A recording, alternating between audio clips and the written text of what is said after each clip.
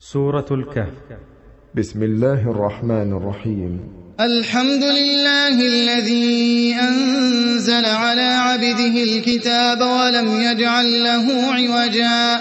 قيما لينذر بأسا شديدا من لدنه ويبشر المؤمنين الذين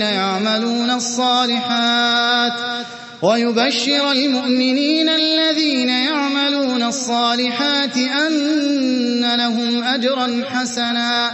ماكثين فيه أبدا وينذر الذين قالوا اتخذ الله ولدا ما لهم به من علم ولا لآبائهم كبرت كلمة تخرج من أفواههم إن يقولون إلا كذبا فلعلك باخع نفسك على آثارهم إن لم يؤمنوا بهذا الحديث أسفا إنا جعلنا ما على الأرض زينة لها لنبلوهم أيهم أحسن عملا وإنا لجاعلون ما عليها صعيدا جرزا أم حسبت أن أصحاب الكهف والرقيم كانوا من آياتنا عجبا إذ أوى الفتية إلى الكهف فقالوا ربنا آتنا من لدنك رحمة وهيئ لنا من أمرنا رشدا فضربنا على آذانهم في الكهف سنين عددا ثم بعثناهم لنعلم أي الحزبين أحصى لما لبثوا أمدا نحن نقص عليك نبأهم بالحق إنهم فتية آمنوا بربهم وزدناهم هدى وربطنا على قلوبهم إذ قاموا فقالوا ربنا رب السماوات والأرض لن ندعو من دونه إلها لقد قلنا إذا شططا هؤلاء قوم اتخذوا من دونه آلهة لولا يأتون عليهم بسلطان بين فمن أظلم ممن افترى على الله كذبا وإذ اعتزلتموهم وما يعبدون إلا الله فأووا إلى الكهف ينشر لكم ربكم من رحمته ويهيئ لكم من أمركم مرفقا وترى الشمس إذا طلعت تزاور عن كهفهم ذات اليمين وإذا غربت تقرضهم ذات الشمال وهم في فجوة منه ذلك من آيات الله من يهد الله فهو المهتد ومن يضلل فلن تجد له وليا مرشدا وتحسبهم أيقاظا وهم رقود ونقلبهم ذات اليمين وذات الشمال وكلبهم باسط ذراعيه بالوصيد لو اطلعت عليهم لوليت منهم فرارا ولملئت منهم رعبا وكذلك بعثناهم ليتساءلوا بينهم قال قائل منهم كم لبثتم قالوا لبثنا يوما أو بعض يوم قالوا ربكم أعلم بما لبثتم فابعثوا أحدكم بورقكم هذه إلى المدينة فلينظر أيها أزكى طعاما فليأتكم برزق منه وليتلطف ولا يشعرن بكم أحدا إنهم إن يظهروا عليكم يرجموكم أو يعيدوكم في ملتهم ولن تفلحوا إذن أبدا وكذلك أعثرنا عليهم ليعلموا أن وعد الله حق وأن الساعة لا ريب فيها إذ يتنازعون بينهم أمرهم فقالوا ابنوا عليهم بنيانا ربهم أعلم بهم قال الذين غلبوا على أمرهم لنتخذن عليهم مسجدا سيقولون ثلاثة رابعهم كلبهم ويقولون خمسة سادسهم كلبهم رجما بالغيب ويقولون سبعة وثامنهم كلبهم قل ربي أعلم بعدتهم ما يعلمهم إلا قليل فلا تمار فيهم إلا مراء ظاهرا ولا تستفت فيهم منهم أحدا ولا تقولن لشيء إني فاعل ذلك غدا إلا أن يشاء الله واذكر ربك إذا نسيت وقل عسى أن يهديني ربي لأقرب من هذا رشدا ولبثوا في كهفهم 300 سنين وازدادوا 9 قل الله أعلم بما لبثوا له غيب السماوات والأرض أبصر به وأسمع ما لهم من دونه من ولي ولا يشرك في حكمه أحدا واتل ما أوحي إليك من كتاب ربك لا مبدل لكلماته ولن تجد من دونه ملتحدا واصبر نفسك مع الذين يدعون ربهم بالغداة والعشي يريدون وجهه ولا تعد عيناك عنهم تريد زينة الحياة الدنيا ولا تطع من أغفلنا قلبه عن ذكرنا واتبع هواه وكان أمره فرطا وقل الحق من ربكم فمن شاء فليؤمن ومن شاء فليكفر إنا أعتدنا للظالمين نارا أحاط بهم سرادقها وإن يستغيثوا يغاثوا بماء كالمهل يشوي الوجوه بئس الشراب وساءت مرتفقا إن الذين آمنوا وعملوا الصالحات إنا لا نضيع أجر من أحسن عملا أولئك لهم جنات عدن تجري من تحتهم الأنهار يحلون فيها من أساور من ذهب ويلبسون ثيابا خضرا من سندس واستبرق متكئين فيها على الأرائك نعم الثواب وحسنت مرتفقا واضرب لهم مثل الرجلين جعلنا لأحدهما جنتين من أعناب وحففناهما بنخل وجعلنا بينهما زرعا كلتا الجنتين آتت أكلها ولم تظلم منه شيئا وفجرنا خلالهما نهرا وكان له ثمر فقال لصاحبه وهو يحاوره أنا أكثر منك مالا وأعز نفرا ودخل جنته وهو ظالم لنفسه قال ما أظن أن تبيد هذه أبدا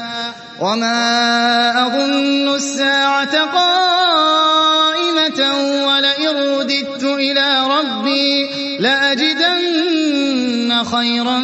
منها منقلبا قال له صاحبه وهو يحاوره أكفرت بالذي خلقك من تراب ثم من نطفة ثم سواك رجلا لكن هو الله ربي ولا أشرك بربي أحدا ولولا إذ دخلت جنتك قلت ما شاء الله لا قوة إلا بالله إن ترني أنا أقل منك مالا وولدا فعسى ربي أن يؤتيني خيرا من جنتك ويرسل عليها حسبانا من السماء فتصبح صعيدا زلقا أو يصبح ماؤها غورا فلن تستطيع له طلبا وأحيط بثمره فأصبح يقلب كفيه على ما أنفق فيها وهي خاوية على عروشها ويقول يا ليتني لم أشرك بربي أحدا ولم تكن له فئة ينصرونه من دون الله وما كان منتصرا هنالك الولاية لله الحق هو خير ثوابا وخير عقبا واضرب لهم مثل الحياة الدنيا كماء أنزلناه من السماء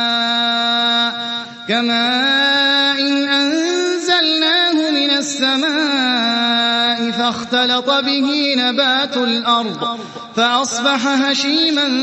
تذروه الرياح وكان الله على كل شيء مقتدرا المال والبنون زينة الحياة الدنيا والباقيات الصالحات خير عند ربك ثوابا وخير أملا ويوم نسير الجبال وترى الأرض بارزة وحشرناهم فلم نغادر منهم أحدا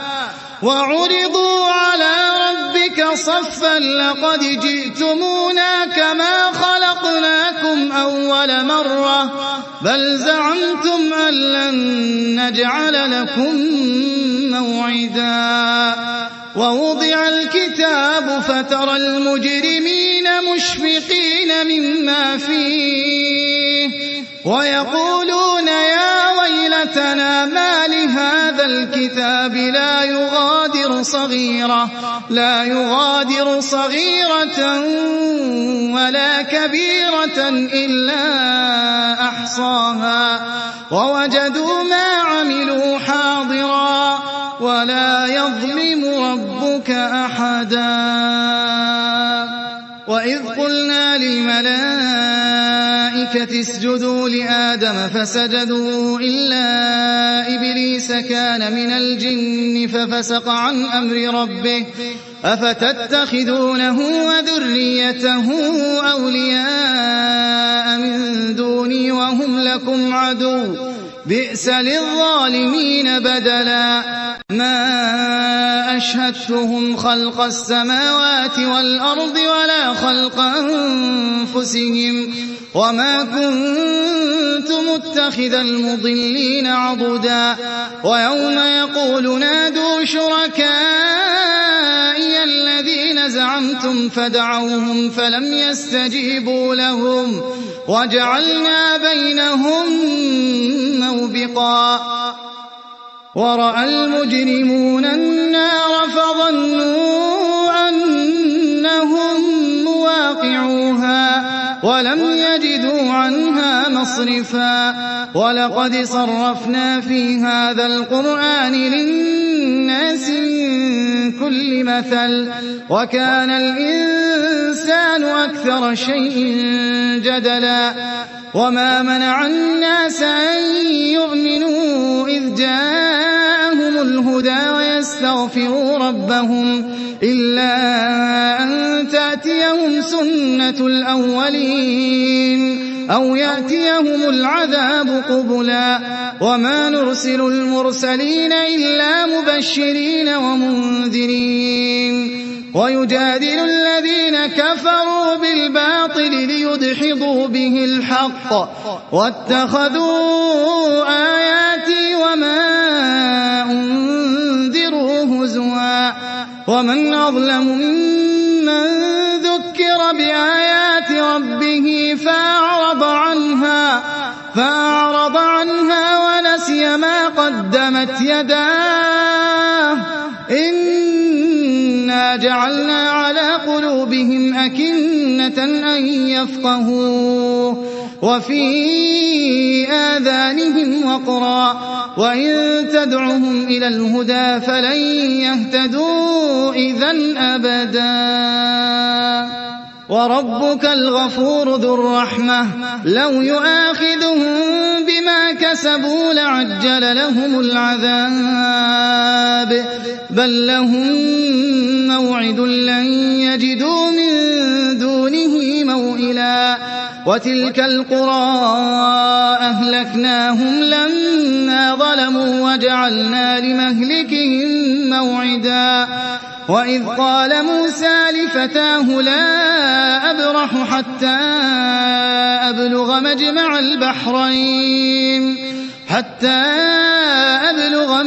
البحرين أو أمضي حقبا فلما بلغا مجمع بينهما نسيا حوتهما فاتخذ سبيله في البحر سربا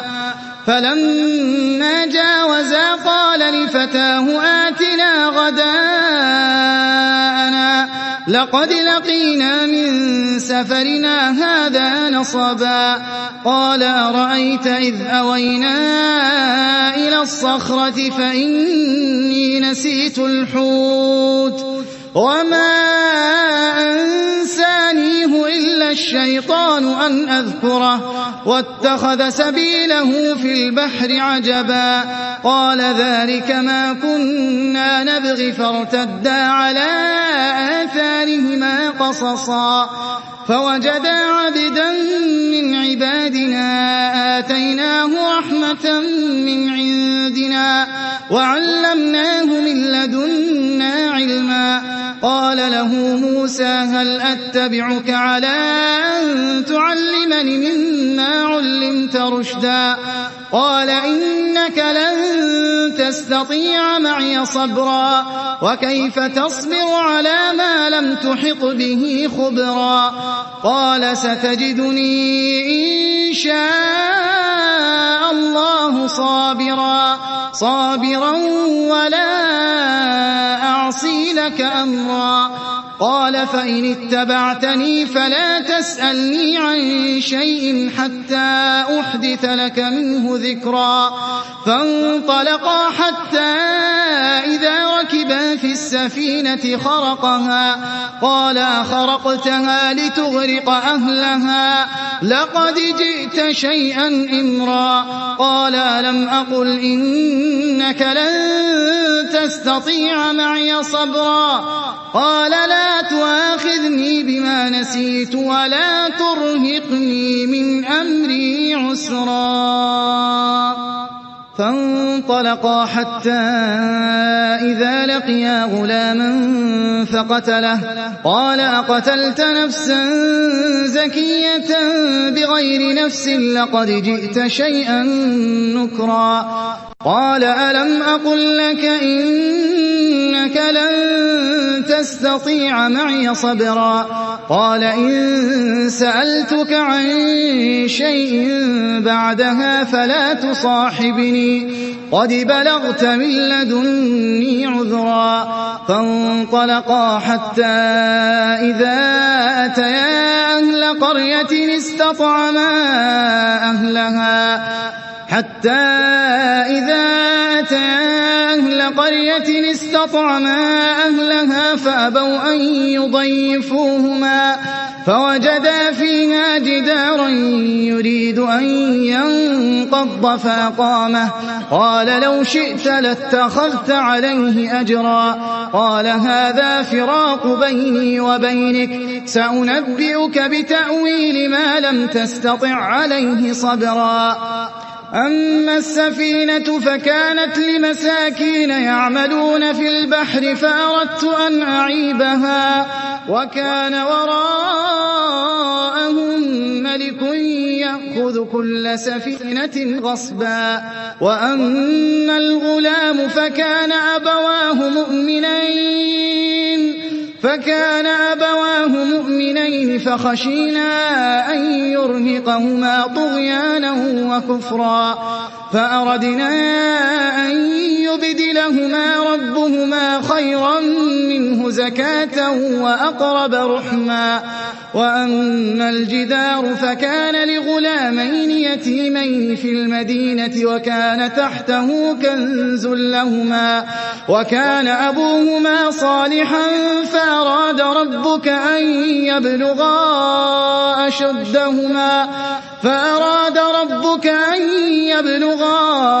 أشدهما ويستخرجا كنزهما رحمة من ربك وما فعلته عن أمري ذلك تأويل ما لم تسطع عليه صبرا ويسألونك عن ذي القرنين قل سأتلو عليكم منه ذكرا إنا مكنا له في الأرض وآتيناه من كل شيء سببا فأتبع سببا حتى إذا بلغ مغرب الشمس وجدها تغرب في عين حمئة ووجد عندها قوما قلنا يا ذا القرنين إما أن تعذب وإما أن تتخذ فيهم حسنا قال أما من ظلم فسوف نعذبه ثم يرد إلى ربه فيعذبه عذابا نكرا وأما من آمن وعمل صالحا فله جزاء الحسنى وسنقول له من أمرنا يسرا ثم أتبع سببا حتى إذا بلغ مطلع الشمس وجدها تطلع على قوم لم نجعل لهم من دونها سترا كذلك وقد أحطنا بما لديه خبرا ثم أتبع سببا حتى إذا بلغ بين السدين وجد من دونهما قوما لا يكادون يفقهون قولا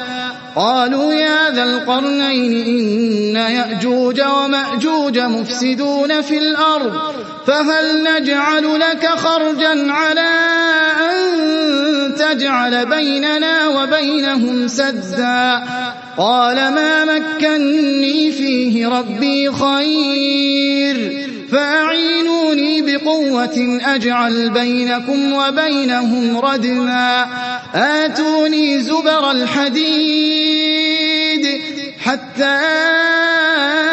إذا ساوى بين الصدفين قال انفخوا حتى إذا جعله نارا قال آتوني أفرغ عليه قطرا فما استطاعوا أن يظهروه وما استطاعوا له نقبا قال هذا رحمة من ربي فإذا جاء وعد ربي جعله دكا وكان وعد ربي حقا وتركنا بعضهم يومئذ يموج في بعض ونفخ في الصور فجمعناهم جمعا وعرضنا جهنم يومئذ للكافرين عرضا الذين كانت أعينهم في غطاء ذكري وكانوا لا يستطيعون سمعا أفحسب الذين كفروا أن يتخذوا عبادي من دوني أولياء إنا أعتدنا جهنم للكافرين نزلا قل هل ننبئكم بالأخسرين أعمالا الذين ضل سعيهم في الحياة الدنيا وهم يحسبون أنهم يحسنون صنعا أولئك الذين كفروا بآيات ربهم ولقائه فحبطت أعمالهم فلا نقيم لهم يوم القيامة وزنا ذلك جزاؤهم جهنم بما كفروا واتخذوا آياتي ورسلي هزوا إن الذين آمنوا وعملوا الصالحات كانت لهم جنات الفردوس نزلا خالدين فيها لا يبغون عنها حولا قل لو كان البحر مدادا لكلمات ربي لنفد البحر قبل أن تنفد كلمات ربي ولو جئنا بمثله مددا قل إنما أنا بشر مثلكم يوحى إلي أنما إلهكم إله واحد فمن كان يرجو لقاء ربه فليعمل عملا صالحا ولا يشرك بعبادة ربه أحدا. بسم الله الرحمن الرحيم. الحمد لله الذي أنزل على عبده الكتاب ولم يجعل له عوجا قيما لينذر بأسا شديدا من لدنه ويبشر المؤمنين الذين يعملون الصالحات أن لهم أجرا حسنا ماكثين فيه أبدا وينذر الذين قالوا اتخذ الله ولدا ما لهم به من علم ولا لآبائهم كبرت كلمة تخرج من أفواههم إن يقولون إلا كذبا فلعلك باخع نفسك على آثارهم إن لم يؤمنوا بهذا الحديث أسفا إنا جعلنا ما على الأرض زينة لها لنبلوهم أيهم أحسن عملا وإنا لجاعلون ما عليها صعيدا جرزا أم حسبت أن أصحاب الكهف والرقيم كانوا من آياتنا عجبا إذ أوى الفتية إلى الكهف فقالوا ربنا آتنا من لدنك رحمة وهيئ لنا من أمرنا رشدا فضربنا على آذانهم في الكهف سنين عددا ثم بعثناهم لنعلم أي الحزبين أحصى لما لبثوا أمدا نحن نقص عليك نبأهم بالحق إنهم فتية آمنوا بربهم وزدناهم هدى وربطنا على قلوبهم إذ قاموا فقالوا ربنا رب السماوات والأرض لن ندعو من دونه إلها لقد قلنا إذا شططا هؤلاء قومنا اتخذوا من دونه آلهة لولا يأتون عليهم بسلطان بين فمن أظلم ممن افترى على الله كذبا وإذ اعتزلتموهم وما يعبدون إلا الله فأووا إلى الكهف ينشر لكم ربكم من رحمته ويهيئ لكم من أمركم مرفقا وترى الشمس إذا طلعت تزاور عن كهفهم ذات اليمين وإذا غربت تقرضهم ذات الشمال وهم في فجوة منه ذلك من آيات الله من يهد الله فهو المهتد ومن يضلل فلن تجد له وليا مرشدا وتحسبهم أيقاظا وهم رقود ونقلبهم ذات اليمين وذات الشمال وكلبهم باسط ذراعيه بالوصيد لو اطلعت عليهم لوليت منهم فرارا ولملئت منهم رعبا وكذلك بعثناهم ليتساءلوا بينهم قال قائل منهم كم لبثتم قالوا لبثنا يوما أو بعض يوم قالوا ربكم أعلم بما لبثتم فابعثوا أحدكم بورقكم هذه إلى المدينة فلينظر أيها أزكى طعاما فليأتكم برزق منه وليتلطف ولا يشعرن بكم أحدا إنهم إن يظهروا عليكم يرجموكم أو يعيدوكم في ملتهم ولن تفلحوا إذا أبدا وكذلك أعثرنا عليهم ليعلموا أن وعد الله حق وأن الساعة لا ريب فيها إذ يتنازعون بينهم أمرهم فقالوا ابنوا عليهم بنيانا ربهم أعلم بهم قال الذين غلبوا على أمرهم لنتخذن عليهم مسجدا سيقولون ثلاثة رابعهم كلبهم ويقولون خمسة سادسهم كلبهم رجما بالغيب ويقولون سبعة وثامنهم كلبهم قل ربي أعلم بعدتهم ما يعلمهم إلا قليل فلا تمار فيهم إلا مراء ظاهرا ولا تستفت فيهم منهم أحدا ولا تقولن لشيء إني فاعل ذلك غدا إلا أن يشاء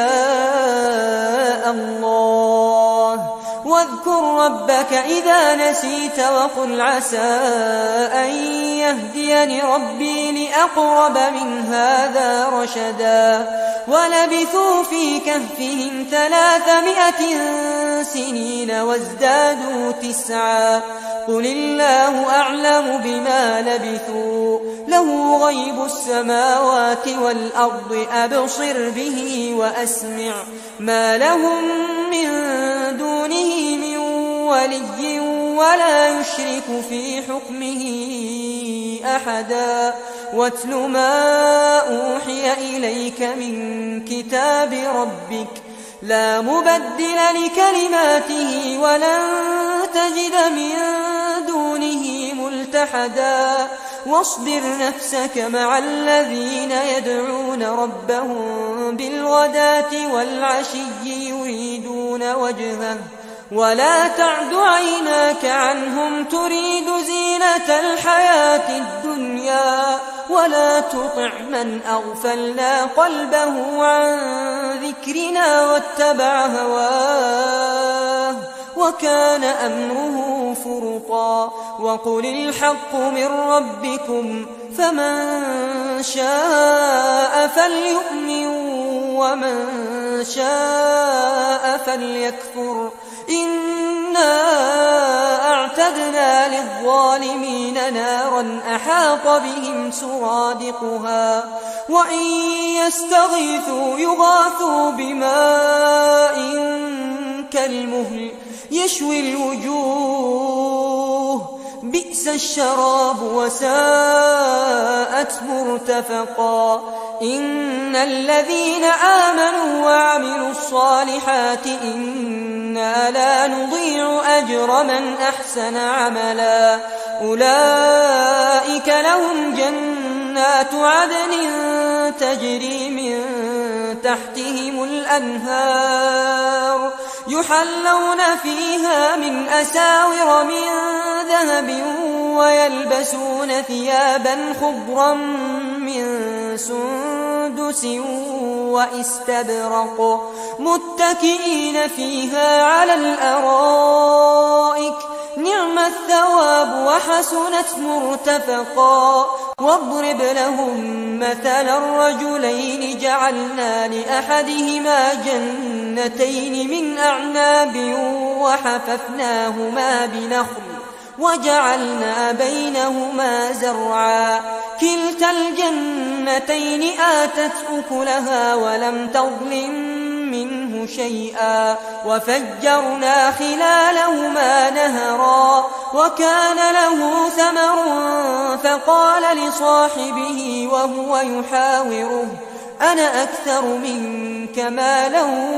وأعز نفرا ودخل جنته وهو ظالم لنفسه قال ما أظن أن تبيد هذه أبدا وما أظن الساعة قائمة ولئن رددت إلى ربي لأجدن خيرا منها منقلبا قال له صاحبه وهو يحاوره أكفرت بالذي خلقك من تراب ثم من نطفة ثم سواك رجلا لكن هو الله ربي ولا أشرك بربي أحدا ولولا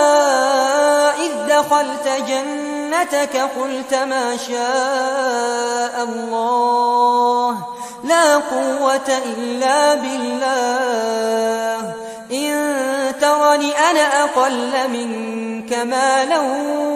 وولدا فعسى ربي أن يؤتيني خيرا من جنتك ويرسل عليها حسبانا من السماء فتصبح صعيدا زلقا أو يصبح ماؤها غورا فلن تستطيع له طلبا وأحيط بثمره فأصبح يقلب كفيه على ما أنفق فيها وهي خاوية على عروشها ويقول يا ليتني لم أشرك بربي أحدا ولم تكن له فئة ينصرونه من دون الله وما كان منتصرا هنالك الولاية لله الحق هو خير ثوابا وخير عقبا واضرب لهم مثل الحياة الدنيا كماء إن أنزلناه من السماء فاختلط به نبات الأرض فأصبح هشيما تذروه الرياح وكان الله على كل شيء مقتدرا المال والبنون زينة الحياة الدنيا والباقيات الصالحات خير عند ربك ثوابا وخير أملا. ويوم نسير الجبال وترى الأرض بارزة وحشرناهم فلم نغادر منهم أحدا وعرضوا على ربك صفا لقد جئتمونا كما خلقناكم أول مرة بل زعمتم أن لن نجعل لكم موعدا. ووضع الكتاب فترى المجرمين مشفقين مما فيه ويقولون يا ويلتنا ما لهذا الكتاب لا يغادر صغيرة ولا كبيرة إلا أحصاها ووجدوا ما عملوا حاضرا ولا يظلم ربك أحدا. وإذ قلنا للملائكة اسجدوا لآدم فسجدوا إلا إبليس كان من الجن ففسق عن أمر ربه أفتتخذونه وذريته أولياء من دوني وهم لكم عدو بئس للظالمين بدلا. ما أشهدتهم خلق السماوات والأرض ولا خلق أنفسهم وما كنت متخذ المضلين عضدا. ويوم يقول نادوا شركائي الذين زعمتم فدعوهم فلم يستجيبوا لهم وجعلنا بينهم موبقا. ورأى المجرمون النار فظنوا أنهم مواقعوها ولم يجدوا عنها مصرفا. ولقد صرفنا في هذا القرآن للناس من كل مثل وكان الإنسان أكثر شيء جدلا. وما منع الناس أن يؤمنوا إذ جاءهم الهدى ويستغفروا ربهم إلا أن تأتيهم سنة الأولين أو يأتيهم العذاب قبلا. وما نرسل المرسلين إلا مبشرين ومنذرين ويجادل الذين كفروا بالباطل ليدحضوا به الحق واتخذوا آياتي وما أنذروا هزوا. ومن أظلم ممن ذكر بآيات ربه فأعرض عنها ونسي ما قدمت يداه إنا جعلنا على قلوبهم أكنة أن يفقهوه وفي آذانهم وقرا وإن تدعهم إلى الهدى فلن يهتدوا إذا أبدا. وربك الغفور ذو الرحمة لو يؤاخذهم بما كسبوا لعجل لهم العذاب بل لهم موعد لن يجدوا من دونه موئلا. وتلك القرى أهلكناهم لما ظلموا وجعلنا لمهلكهم موعدا. وإذ قال موسى لفتاه لا أبرح حتى أبلغ مجمع البحرين أو أمضي حقبا فلما بلغا مجمع بينهما نسيا حوتهما فاتخذ سبيله في البحر سربا. فلما جاوزا قال لفتاه آتنا غداءنا لقد لقينا من سفرنا هذا نصبا. قال أرأيت إذ أوينا إلى الصخرة فإني نسيت الحوت وما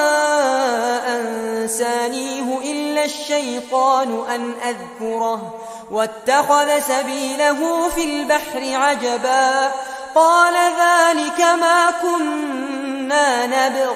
فارتدا على آثارهما قصصا فوجدا عبدا من عبادنا آتيناه رحمة من عندنا وعلمناه من لدنا علما قال له موسى هل أتبعك على أن تعلمني مما علمت رشدا قال إنك لن تستطيع معي صبرا وكيف تصبر على ما لم تحط به خبرا قال ستجدني إن شاء الله صابرا ولا أعصي لك أمرا قال فإن اتبعتني فلا تسألني عن شيء حتى أحدث لك منه ذكرا فانطلقا حتى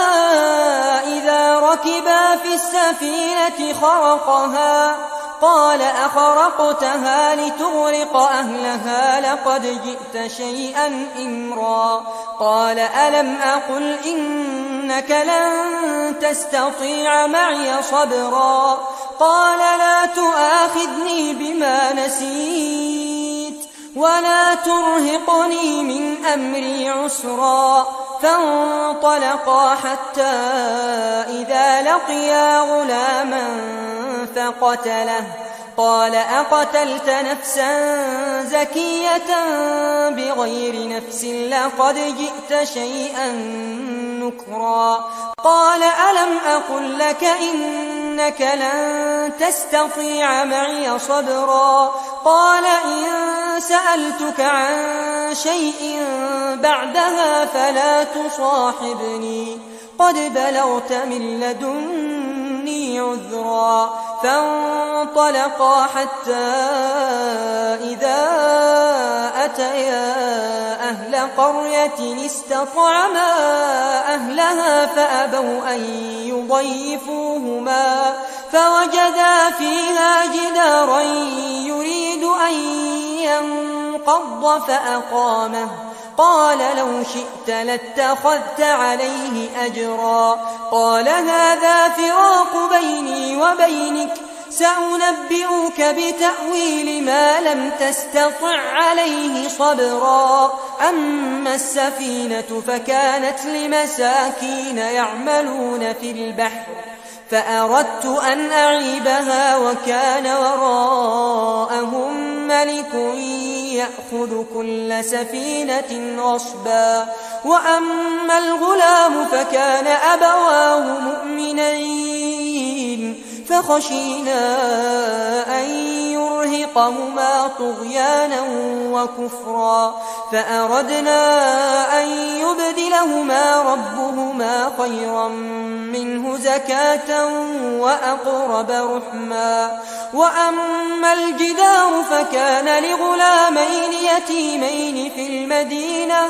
وكان تحته كنز لهما وكان أبوهما صالحا فأراد ربك أن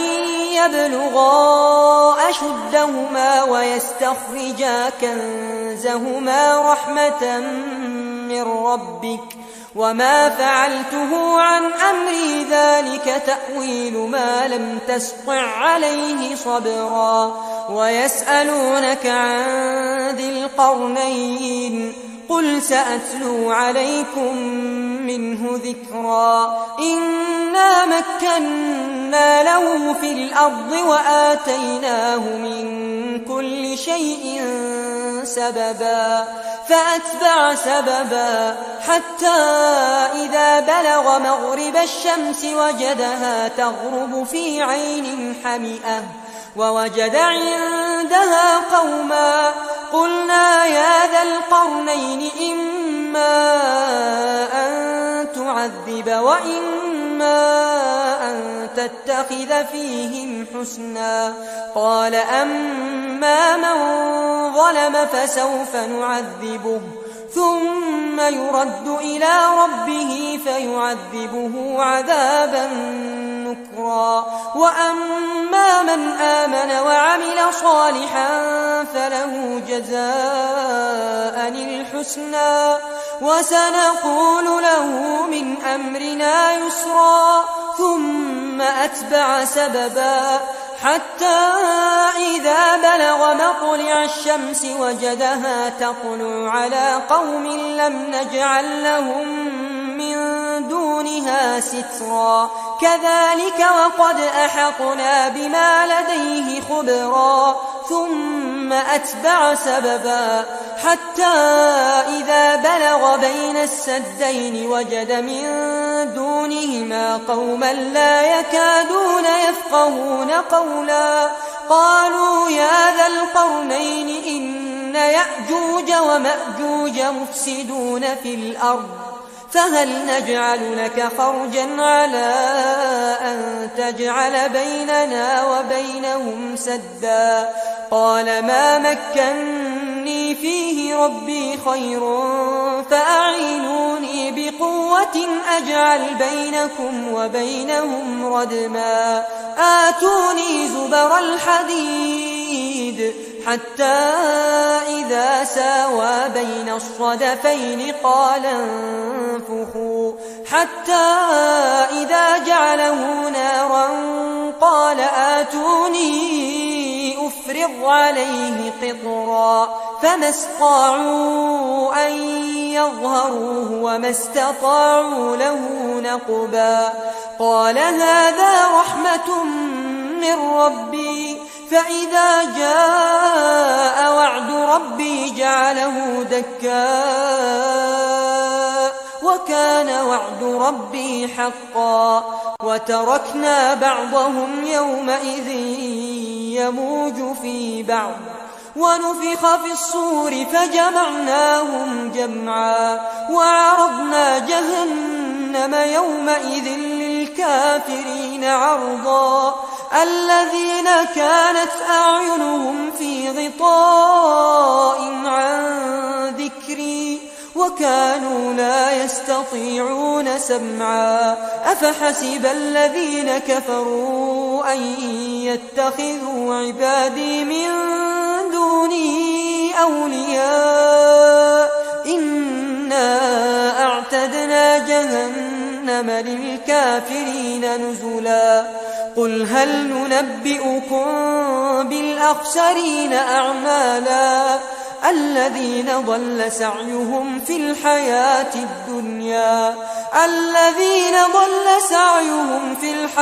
الدنيا وهم يحسبون أنهم يحسنون صنعا. أولئك الذين كفروا بآيات ربهم ولقائه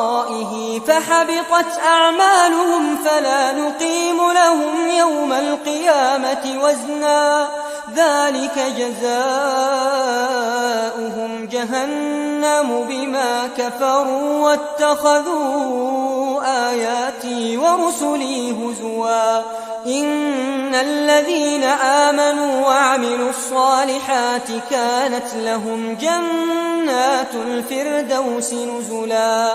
خالدين فيها لا يبغون عنها حولا. قل لو كان البحر مدادا لكلمات ربي لنفد البحر قبل أن تنفد كلمات ربي ولو جئنا بمثله مددا. قل إنما أنا بشر مثلكم يوحى إلي أنما إلهكم إله واحد فمن كان يرجو لقاء ربه فليعمل عملا صالحا ولا يشرك بعبادة ربه أحدا.